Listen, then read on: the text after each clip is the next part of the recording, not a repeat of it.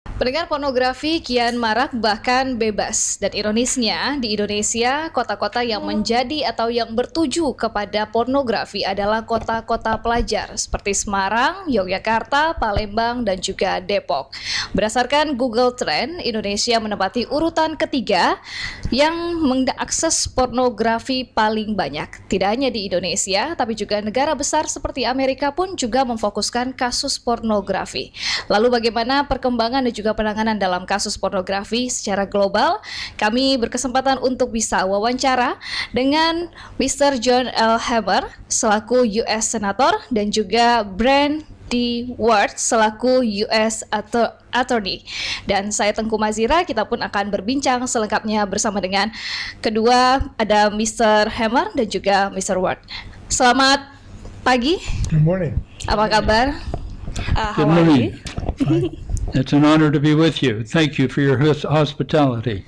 Very glad to be here. Suatu kehormatan untuk bisa bersama dengan Anda. Saya sangat senang berada di sini.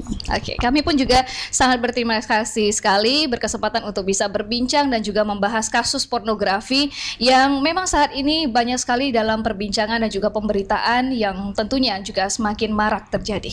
It's our honor to come. This is an issue that I have been dealing with for over 50 years. Ini juga merupakan suatu kehormatan bagi saya untuk bisa datang karena ini adalah suatu isu yang sudah saya tangani selama 50 tahun. Oke, baik, karena ini memang merupakan isu yang sudah ditangani berpuluh-puluh tahun, Mr. Hammer dan juga Mr. Ward. Seperti apa Anda sendiri melihat kasus pornografi yang terjadi tidak hanya di Amerika tapi juga di Indonesia? Last year I was asked to speak to a gathering of people from 40 nations in Hungary.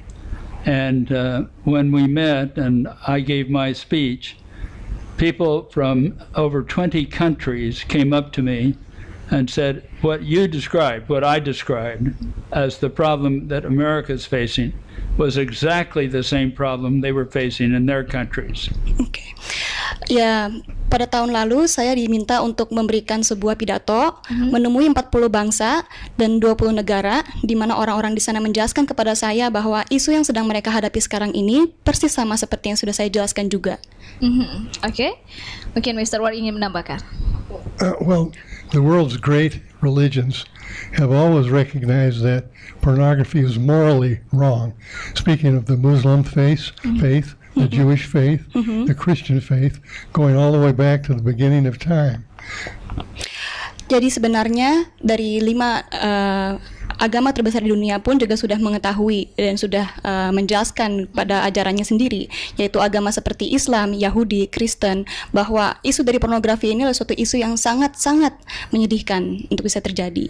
And there have always been penalties for publishing pornography in those religious faiths. Dan selalu ada juga yang namanya hukuman untuk mendistribusikan hal yang berbau pornografi di dalam ajaran-ajaran agama itu juga. Betul. Because of this social costs. Karena Until the pornography causes marriages to pull apart, it causes damage to families, and it causes damage and harm to children. Karena kasus pornografi ini juga menyebabkan banyak sekali kerusakan, seperti kehilangannya anggota keluarga, mereka mulai bercerai, lalu juga anak-anak yang menjadi rusak karena kasus pornografi ini, sehingga ini menjadi sebuah masalah yang sangat merugikan bagi sosial yang ada di kita sekarang ini. And now we have proof just in recent years that there is cost and damage and harm to the individual, and that's been proven now by studies such as the study that recently was performed by your own Dr. Fukavisa, and that study demonstrates that the pornography consumption, especially by adolescent youth, results in brain damage. Dan sekarang pun kita juga sudah memiliki bukti dari sebuah riset yang dilakukan oleh Dr. Pukovisa bahwa pornografi sendiri itu juga tidak merugikan secara mental, tapi juga merugikan secara fisik, terutama kepada bagian otak dari para anak remaja sekarang atau anak-anak muda. Baik, seperti yang disampaikan oleh Mr. Hebat dan juga Mr. Ward tadi sebelumnya, bahwasannya ini memang sangat berpengaruh sekali tidak hanya kepada mental tapi juga pada fisik terhadap anak-anak lebih tepatnya. Yang kita sayangkan bahkan juga menjadi pertanyaan, sebenarnya apa yang memicu kemudian bisa terjadinya pornografi ini? Well, to begin with, it isn't just the physical damage that it does, but it is also the functional damage that it does to the brain. In other words, pornography now has been proven to alter both the structure of the brain and the function of the brain. Jadi sebenarnya juga secara penelitian ini juga pornografi itu sendiri sebenarnya tidak hanya secara fisik tapi juga secara mental. Jadi karena pornografi ini ada, dia juga mengubah struktur otak, yaitu secara fisiknya ada atau secara kimia otak dan juga secara mental otak. So going back to your question of the cost. The cost is far greater than just the medical costs involved. You have the sociological costs where individuals who become dependent upon pornography are unable to function in their employment, they're unable to function in their family, they're unable to function in society as well. And then the cost multiplies on all of those things as they lose their employment, they lose their ability to strengthen their family, they lose their ability to function in the culture. Lalu mengenai kerugian yang Anda tadi pertanyakan kepada saya, sebenarnya kerugiannya itu juga ada dalam bentuk yaitu mereka kehilangan keluarga mereka, mereka kehilangan kemampuan mereka untuk bekerja, kehilangan kemampuan mereka untuk bersosialisasi, dan kerugian-kerugian ini akan semakin bertambah karena hal itu. Dr. Pukovisa's research shows the effects of pornography consumption, excessive pornography consumption, are similar to the effects of drug addiction. And so pornography might be called the new drug. Oke. Jadi seperti riset yang dilakukan oleh Dr. Pukovisa, pornografi itu sendiri juga menyebabkan adiksi yang sekarang juga setelah dilakukan riset hampir sama dengan adiksi yang terjadi kepada narkoba. Jadi bisa dikatakan bahwa pornografi adalah narkoba baru milenial ini. Well, the causes or the cost? The causes. The causes. What happens is that pornography has the effect upon the human brain of releasing what we call fight or flight toxins. These are called erototoxins. For instance, if you see somebody coming at you with a knife, your brain releases a certain toxin. If you see an automobile accident going to happen, your brain releases it. Pornography releases those drugs, and so it makes the person dependent on having that experience time after again. Okay. They are addicted to it. Oke. Jadi penyebab dari pornografi itu sendiri setelah orang melihat adalah karena ada kimia dalam otak mereka yang disebut dengan roktotosin, dan kimia ini adalah yang menyebabkan suatu insting pada manusia untuk lari atau menyerang. Jadi sebagai contohnya, misalnya ada orang datang kepada Anda menggunakan pisau, pasti insting pertama Anda akan mengeluarkan bahwa apakah saya akan menyerang atau saya akan lari dari sini. Maka karena itu saat Anda melihat pornografi, insting ini pun keluar dan pada akhirnya akan semakin memarah karena Anda akan semakin ingin melihat terus-menerus. Jadi itulah kenapa pornografi ini juga merupakan barang terlarang di Amerika, seperti tadi yang juga Mr. Ward katakan bahwasannya sama seperti narkoba, ya? Yes, that's one reason. The common sense tells us that pornography is contrary to moral thought, it's contrary to a safe society, and it's contrary to individual well-being, and so it's been outlawed in the United States at least since 1873 by federal law. Jadi pornografi itu sendiri ya memang suatu hal yang ilegal karena sangat bertolak belakang dengan apa itu yang namanya moral dan apa itu yang namanya kebaikan. Maka karena itu ada hukum tahun 1873 yang mengatakan bahwa hal ini terlarang. You also have the problem that pornography destroys families. And when that happens, then you have all sorts of associated costs. There is crime being committed in trying to support the pornography habit. There is crime being committed in terms of behavior because of the pornography. In essence, you're increasing medical costs, law enforcement costs, and a variety of other costs because of the effect of pornography. And so the culture, the society, makes pornography unlawful, just as it would any other form of activity that could endanger the culture. Jadi seperti yang Anda juga ketahui bahwa pornografi itu sendiri juga merusak keluarga. Dan dari merusaknya keluarga juga muncullah masalah-masalah lain yang berhubungan dengan itu, sehingga setelah itu muncullah juga yang namanya kejahatan untuk mendukung keinginan pornografi mereka. Kejahatan yang disebabkan oleh hancurnya keluarga. Karena keluarga yang tidak lengkap, akhirnya orang-orang pun berbuat kejahatan, dan hal ini akan semakin memarah, bahkan secara medis atau secara hukum, sehingga pada akhirnya juga berefek kepada kultur dari sosial itu sendiri atau kultur dari bangsa itu sendiri dan mengubah kultur itu. Maka karena itu pornografi dijadikan suatu hal yang ilegal karena hal ini dapat mengubah kultur mereka sehingga tidak lagi sama seperti dulu dan mengubah cara pikiran orang-orang. In the United States, the production and distribution of illegal obscenity carries a punishment of 5 years in prison. Oke. Di Amerika Serikat, bila Anda melakukan pelanggaran pornografi, yaitu hal yang tidak senonoh, Anda akan dikenakan hukum selama 5 tahun penjara. Oke, baik. Itu untuk hukum di Amerika sendiri, pendengar. Nanti kita akan bahas lebih lanjut lagi bagaimana dari Mr. Hammer dan juga Mr. Ward untuk mengenai pornografi terhadap anak yang terjadi di seluruh dunia. Tetaplah bersama kami. Ya, terima kasih pendengar, Anda masih menyimak perbincangan kami bersama dengan Mr. John L. Hammer selaku US Senator dan juga Mr. Brend D. Ward selaku US Attorney. Dan tadi kita membahas terkait dengan apa yang menjadi pemicu dan juga bagaimana penanganan di negara Amerika, dan tentunya juga dari pendapat Mr. Hammer dan juga Mr. Ward terkait dengan pornografi yang marak terjadi tidak hanya di Indonesia tapi bahkan negara besar di Amerika pun juga terjadi kasus pornografi yang cukup banyak sekali terjadi. Bahkan tadi juga Mr. Ward dan juga Mr. Hammer mengatakan bahwasannya kasus pornografi di Amerika Serikat ini merupakan hal yang ilegal, bahkan kasus yang juga serupa seperti narkoba, dan itu tentunya menjadi sangat fokus sekali perhatian bagi pemerintahan Amerika Serikat untuk bisa mengatasi hal tersebut. Dan banyak seperti yang tadi juga Mr. Brend dan juga Mr. Hammer sampaikan bahwasannya pornografi ini merupakan hal yang terlarang, tapi banyak juga yang berasumsi bahwasannya pornografi ini bukan merupakan hal yang terlarang. Bagaimana dari Anda sendiri berpendapat dengan asumsi seperti ini? Well, to begin with, much of the pornography for many years was supplied by organized crime, and they used that money, that income, to support other unlawful activities.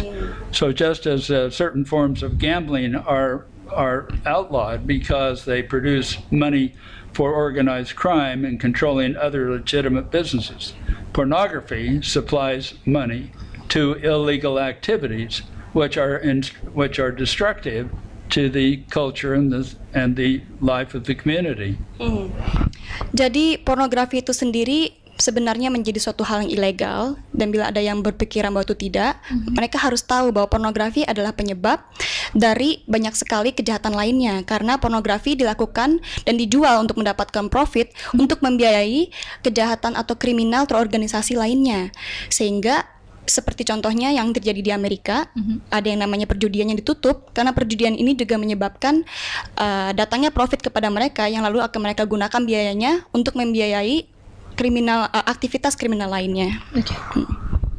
In the United States, the law prohibits illegal obscenity, which means graphic, hardcore depictions of ultimate sex acts, either actual or simulated.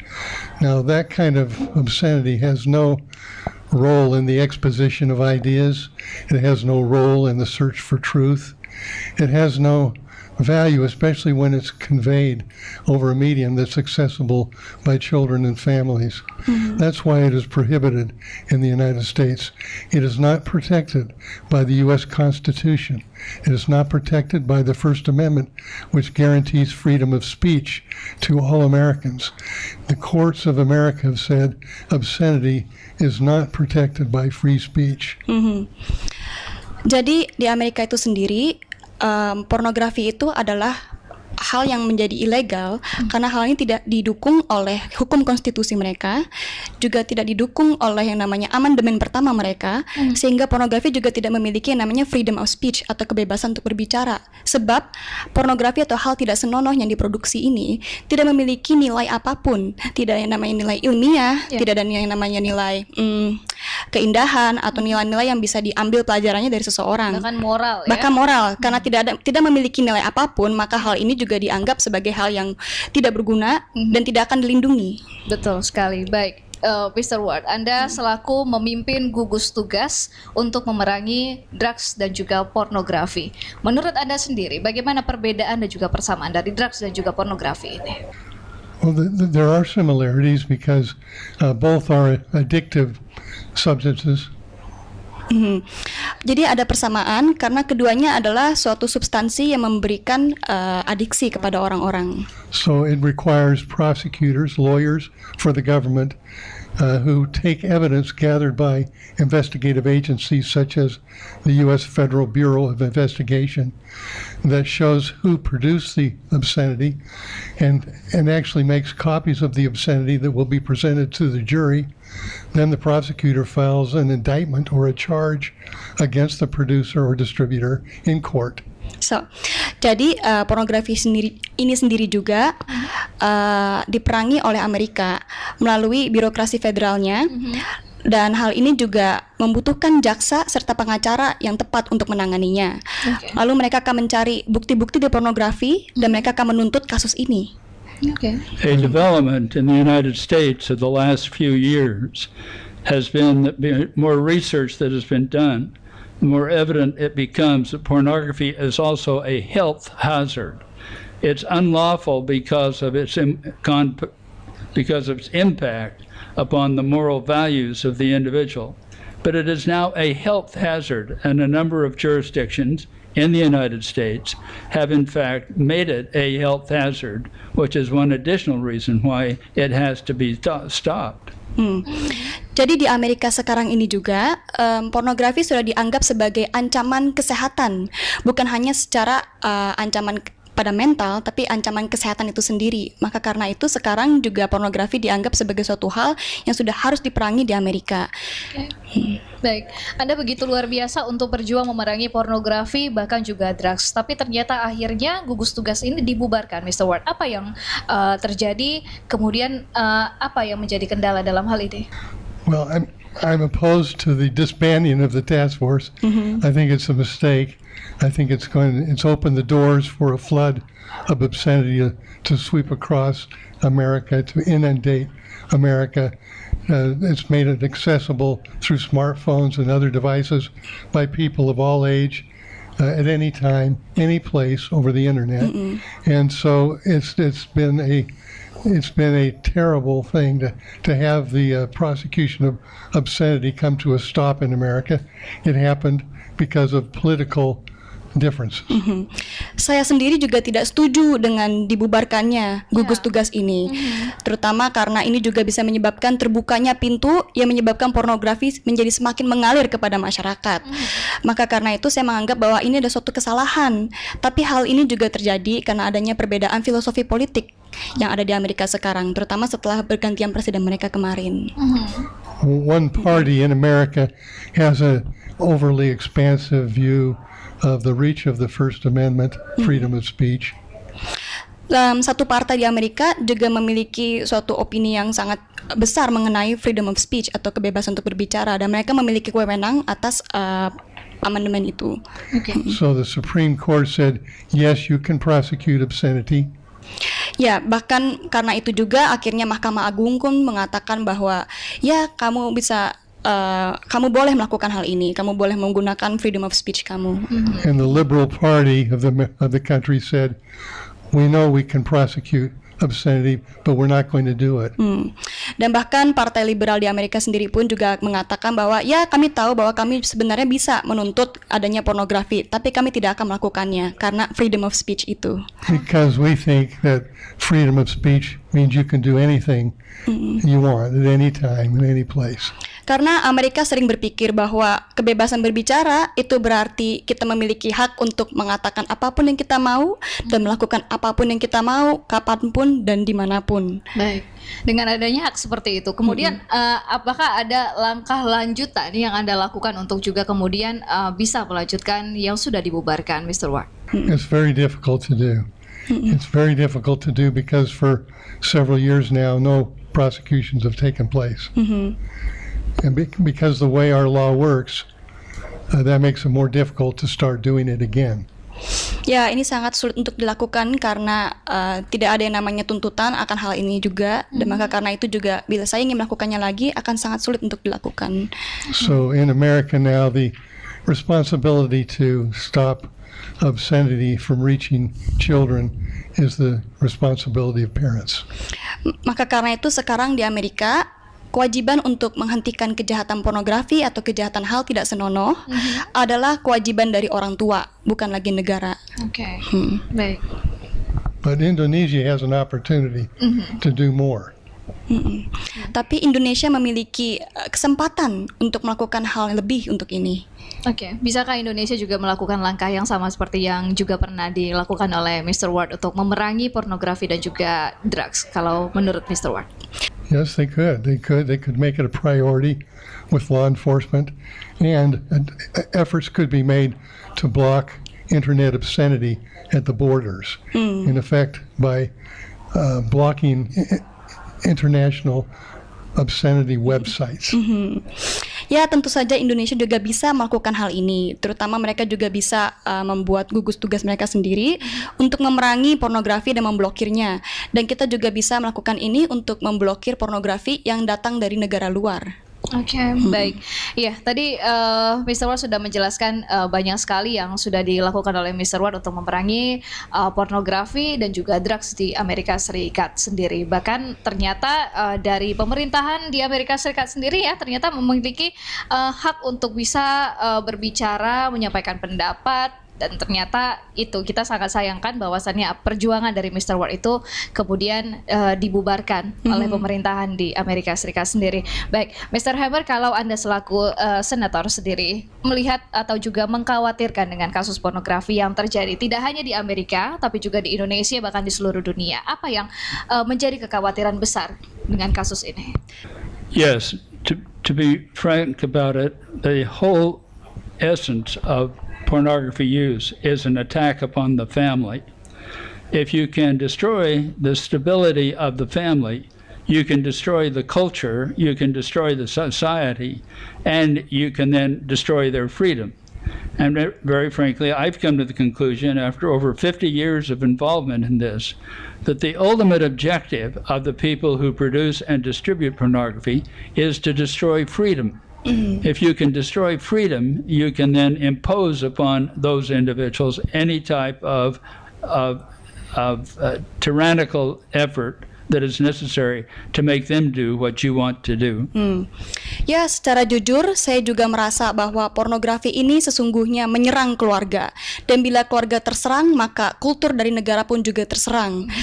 Maka karena itu saya juga merasa secara jujur ya, bahwa pornografi ini merupakan suatu agenda lain yang juga membuat orang-orang kehilangan kebebasan mereka karena kultur mereka yang sudah rusak. Dan orang-orang yang kehilangan kebebasan mereka tentunya juga kehilangan yang namanya hak atas diri mereka sendiri, sehingga apapun yang ingin dilakukan kepada mereka, mereka akan menerimanya saja.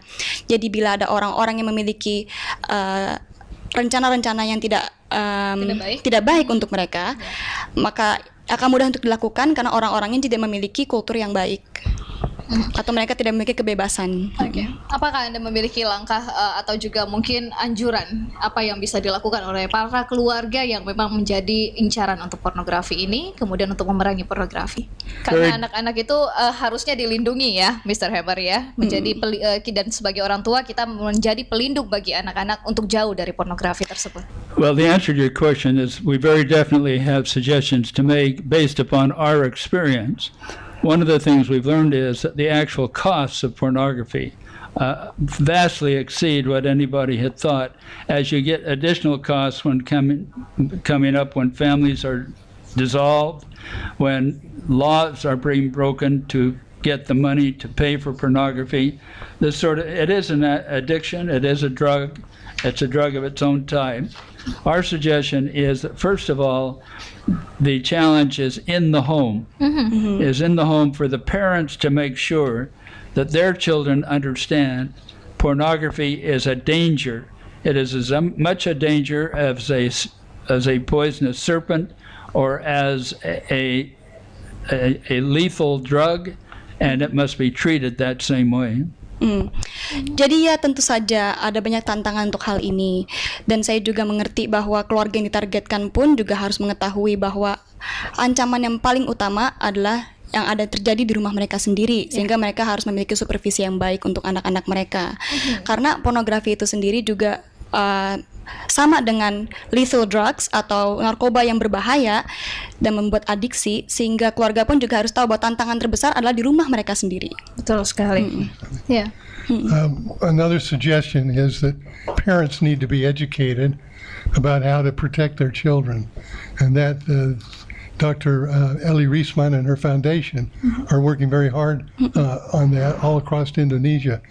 But an example is one of my daughters has 4 children, and she made sure that she did not give them a cell phone, until they reached a certain age, about 12. 13 years old. And then she just gave them a phone that was not internet enabled. Baik, jadi saran yang lain adalah tentu saja keluarga pun harus teredukasi mengenai hal ini, terutama orang tua. Sebab orang tua menjadi suatu jembatan atau gerbang bagi anak-anaknya untuk belajar, sehingga orang tua harus teredukasi dari apa itu pornografi.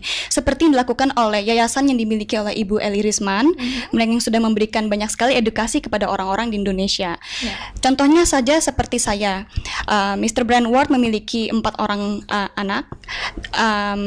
Dia memiliki 4 orang cucu, dan anak perempuannya ini memberikan HP kepada anak-anaknya pada umur yang tepat. Jadi tidak diberikan kepada umur yang masih sangat belia, dan HP yang mereka gunakan juga tidak memiliki internet atau HP yang bukan smartphone kemungkinan besar. And then when they got a little older, when the children got a little older, and they demonstrated maturity of judgment, then she let them have an internet-enabled telephone, but then she put monitoring software on the phone and on her computer, so she could see what websites her children were going to, and she could counsel them about what was good and what was bad. Jadi setelah anak-anak dari cucunya ini, anak-anak dari anaknya ini atau cucu dia, cucunya Brend mulai tumbuh besar dan mendemonstrasikan kemampuannya untuk memiliki judgment akan apa yang baik atau apa yang tidak baik itu. Sudah layak membedakan apa itu. Akhirnya ibunya pun memberikan yang namanya HP yang memiliki internet. Tapi dengan memberikan smartphone ini, ibunya pun juga menginstal software yang membolehkannya memonitor apa yang dilihat oleh anak ini di HP mereka, sehingga ibunya bisa memberikan konseling kepada anaknya saat dia melihat anaknya membuka suatu situs yang mungkin tidak senonoh untuknya, dan menjelaskan bahwa ini situs yang baik atau tidak baik, sebab ibunya melihat apa yang terjadi di HP mereka melalui software itu. That the biggest idea, I think. Karena itu memang bisa juga menjadi contoh bagi orang tua di Indonesia untuk bisa memberikan dan juga mengedukasi anak-anak kita, bahkan melindungi secara tidak langsung ya, Mr. Brend dan juga Mr. Hemar. Baik, terakhir mungkin yang dari Mr. Hemar dan juga Mr. Ward ingin menyampaikan kepada juga pendengar Elshinta, bagaimana selaku orang tua harus melindungi anaknya dari pornografi, dan juga kepada pemerintah terutama untuk bisa memerangi pornografi ini seperti Mr. Brend yang sudah melakukannya dan juga berjuang untuk memerangi pornografi. Silakan. One of the most important things a family can do, particularly a wife and mother, is to look for the signs that indicate that somebody, a spouse or a child, has become involved with pornography. And those signs are quite easy to recognize.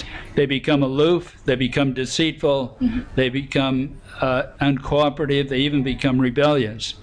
The other thing that I would suggest is that the government needs to recognize pornography is a health problem. It's a health hazard. The costs to the people of Indonesia are going to continue to escalate and escalate until a way is found to prevent pornography from being distributed. Jadi sugesti yang bisa saya berikan atau saran yang bisa saya berikan kepada keluarga adalah untuk melindungi anak dan istri, yaitu untuk melihat tanda-tanda dari apakah seseorang itu memiliki adiksi terhadap pornografi. Dan tanda-tanda ini juga sangat mudah untuk dilihat, karena mereka menjadi bodoh amat, mereka tidak peduli, lalu mereka mulai menjadi rebellious, dan mereka juga mulai suka berbohong. Dan setelah mengenali tanda-tanda itu, mulailah memberikan konseling kepada mereka. Lalu saran lainnya bisa saya berikan untuk pemerintahan Indonesia. Pemerintah harus mengetahui dan mengenali serta menangani bahwa pornografi ini adalah suatu ancaman untuk kesehatan, bukan hanya ancaman kepada kesehatan mental, tapi kesehatan fisik juga. Sehingga langkah-langkah yang tepat harus dilakukan. Dengan mengetahui bahwa ini adalah suatu ancaman yang besar bagi masyarakat, maka pemerintah juga bisa mulai melakukan langkah-langkah yang tepat. Oke, Mr. Ward mungkin ingin menambahkan, silakan. Families can be very careful about exposing their children to internet. And they can help their children understand why that's important, so they can agree. And so as they grow and develop maturity and judgment, then they can have access to the internet, and they'll choose not to access pornographic websites. The government of Indonesia could probably do more to enforce law number 44, which was passed and adopted by the parliament in 2008, which prohibits the distribution of obscenity in the country of Indonesia. The government could also do more, perhaps, to block pornographic websites from coming into being accessible by the citizens of Indonesia. And they might explore the possibility of a cooperative agreement with the country of China, which is quite successful in blocking internet pornography websites. Jadi keluarga yang baik adalah keluarga yang sudah setuju dan sudah mengedukasi anak-anaknya mengenai bahaya pornografi, sehingga saat anak-anaknya mulai tumbuh besar, mereka mulai mengenali apa itu yang tidak baik dari pornografi sehingga mereka menghindarinya. Lalu setelah keluarga memberikan edukasi yang baik untuk anak-anak mereka dan membiarkan mereka memiliki judgement yang baik seiring mereka bertumbuh besar, pemerintah juga bisa melakukan beberapa langkah yang memblokir pornografi itu sendiri. Sebab seperti yang juga kita tahu, Cina memiliki teknologi yang memblokir pornografi, dan Indonesia mungkin bisa melakukan atau bekerja sama dengan Cina untuk memiliki teknologi yang sama dalam pemblokiran pornografi. One more suggestion is to make better use of the Alcoholics Anonymous 12-step program, which is used to treat alcoholism, which can be adapted to treat internet or pornography addiction. And 12-step groups exist already in Indonesia, and they can be structured to be available to people who are having difficulty kicking the habit of internet pornography.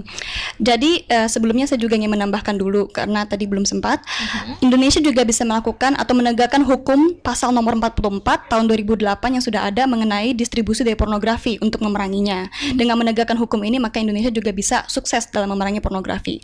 Lalu Mr. Ward juga memiliki sugesti lain yang baik, yaitu kita bisa mengambil langkah 12 Anonymous Alcoholic atau sebuah grup mengenai para alkoholik yang ada di Indonesia atau dimanapun. Dengan mengambil 12 langkah ini, sama saja dengan kita merehabilitasi mereka yang teradiksi alkohol. Jadi kita bisa menyamakan bahwa orang yang teradiksi alkohol juga sama dengan orang yang teradiksi pornografi. Sehingga mengambil langkah 12 menuju rehabilitasi ini, orang-orang pun bisa mulai perlahan meninggalkan kebiasaan mereka untuk menonton pornografi. Betul sekali, karena sebenarnya pemicu atau penyebab dari pornografi terjadi adalah hal-hal kecil, terutama dari alkoholisme, ya, peminum lebih tepatnya. Terima kasih Mr. Ward, terima kasih juga Mr. Hammer sudah berbincang dan sudah berbagi bersama kami mengenai pornografi di Amerika dan juga apa yang seharusnya dilakukan orang tua dan juga pemerintah Indonesia untuk memerangi pornografi yang juga sudah Anda lakukan berpuluh-puluh tahun, bahkan Mr. Hammer yang sudah melakukan dan juga Mr. Ward yang sudah melakukan hal tersebut juga. Terima kasih.